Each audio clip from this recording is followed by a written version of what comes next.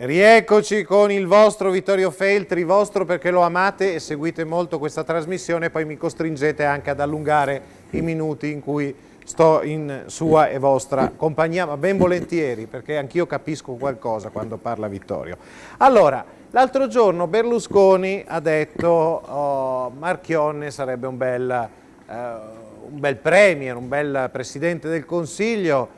E tu sei stato d'accordo con Berlusconi, salvo poi sgonfiarsi la roba perché evidentemente Marchionne non è disponibile, sì, e tanti sfigati non amavano uno che insomma le palle un po' ce l'ha. Com'è sta vicenda?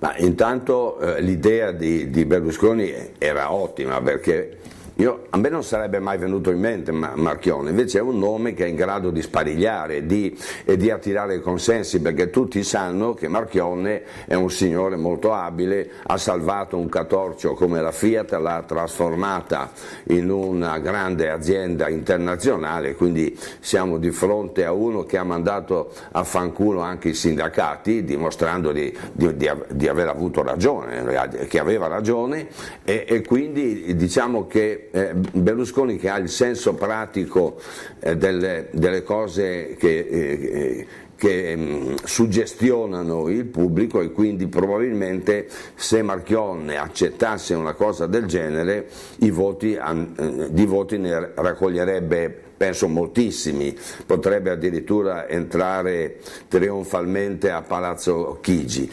Però c'è da dire che non ha torto Marchionne a non volerne sapere, perché Marchionne è un signore che guadagna delle cifre imbarazzanti e quindi se dovesse abbandonare l'attività che gli dà un reddito mostruoso per andare a guadagnare 2 lire a Palazzo Chigi, io credo che non sarebbe un bel vantaggio per lui, e siccome è tutto meno che stupido è chiaro che Marchionne preferisca continuare a fare il suo mestiere di grande manager. Però diciamo che questa idea ha dato comunque una scossa alla monotonia della politica italiana priva di inventiva, solo che adesso si fa il nome della Marcegaglia e non mi pare che la Marcegaglia abbia la struttura di Marchionne, insomma adesso non voglio parlare male di nessuno, però insomma tra la Marcegaglia e Marchionne c'è di mezzo l'Oceano Atlantico, insomma c'è una differenza notevole. E se però dalla società civile, come se ci fosse quella incivile, uscisse un nome di una persona importante al di sopra di ogni sospetto, probabilmente anche la politica italiana avrebbe un brivido, finalmente un sussulto. Oggi siamo al cimitero, siamo veramente in un mortorio. Senti, parliamo di cose un po' più leggere. Salvini aveva una fidanzata, una compagna, la conduttrice Rai Isoardi, che è stata sorpresa da un noto settimanale a baciarsi con un altro. Questa cosa credo appassionerà gli italiani, anche perché è una delle poche cose della politica che si capisce, una che fa le corna all'altro, insomma. Per il resto la politica... Come vedi sta vicenda? Sì, commentamela un po'. Ma io penso che intanto è necessario accertare che si tratti di un bacio non di tipo amichevole ma di tipo erotico. Se fosse un bacio di tipo erotico comunque io non sarei, diciamo, tra quelli che si indignano, per l'amor di Dio. Chiunque... Non dico che abbia tradito, perché il termine tradire è eccessivo quando si riferisce a questioni sentimentali.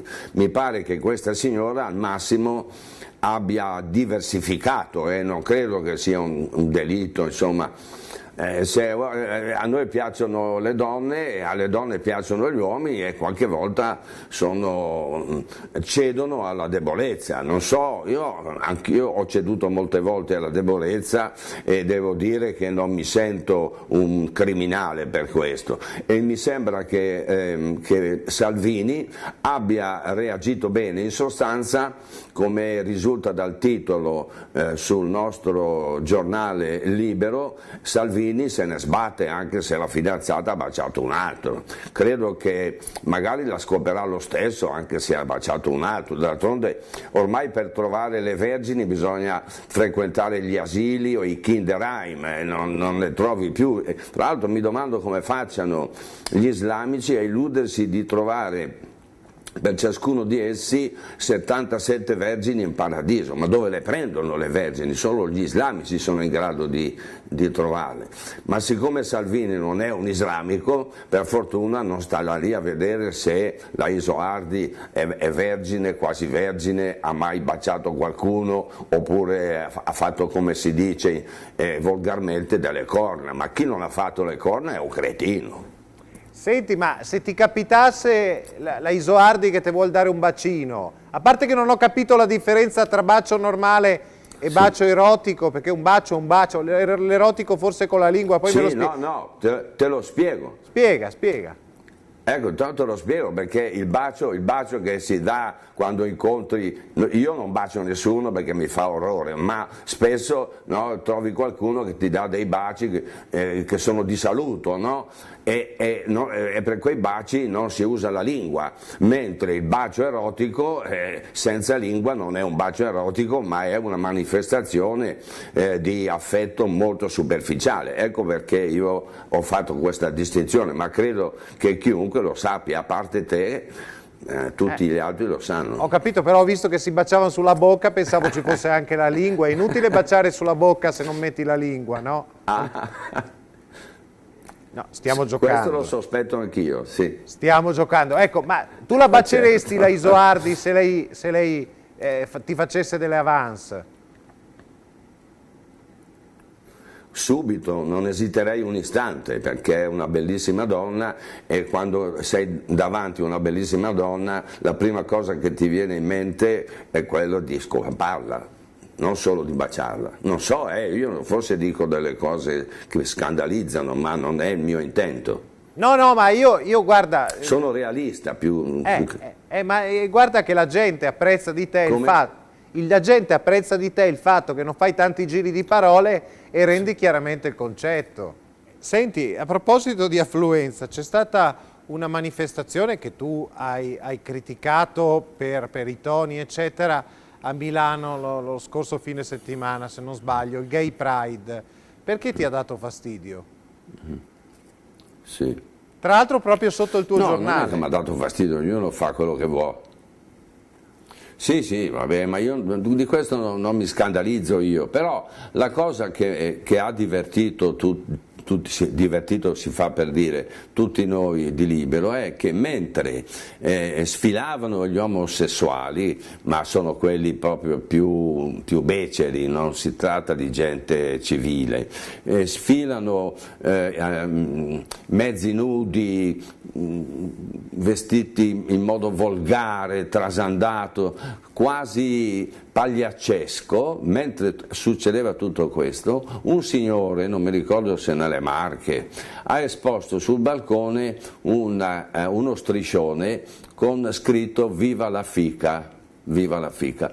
Ecco, questo poveraccio qui, che evidentemente scherzava, è stato raggiunto dai carabinieri che gli hanno ingiunto di togliere lo striscione. Allora, questo non può dire viva la fica, quelli che sfilano col pistolino fuori possono farlo.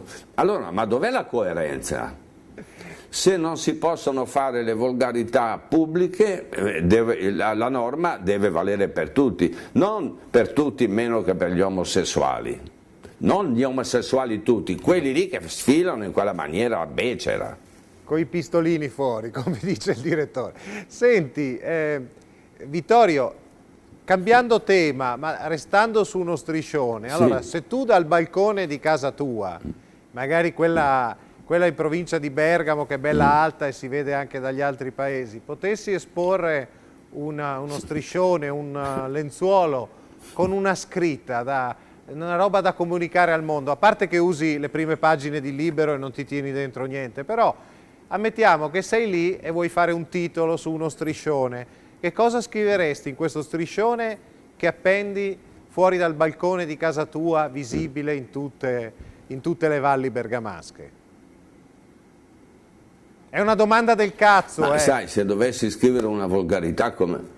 Sì, come è di moda scriverei vaffanculo, come fa Grillo, perché vedi che Grillo poi prende tanti voti con i suoi vaffanculo, quindi proviamo anche noi se riusciamo ad arricchire il parco dei lettori dicendo qualche vaffanculo, ma temo che non si possa fare. Allora cercherei di non esporre nessun striscione, di starmene tranquillo nel mio salotto a sbadigliare e magari a sfogliare un libro o un giornale. Senti, il messaggio è chiaro, perché adesso il vaffanculo lo stai tirando a me perché ti devo lasciare andare e quindi sei stato chiarissimo, ti libero direttore, e ti ringrazio tanto per aver partecipato a questa nostra conversazione, che è sempre molto seguita. Se ti può far piacere saperlo, ci guardano in molti perché apprezzano il tuo modo di parlare, quindi quelli li salutiamo non con un vaffanculo, ma con un arrivederci. Grazie di cuore. Grazie direttore, grazie. A presto, e buona serata. Grazie a voi. Grazie a Vittorio Feltri, noi naturalmente ci rivediamo puntuali prossima settimana.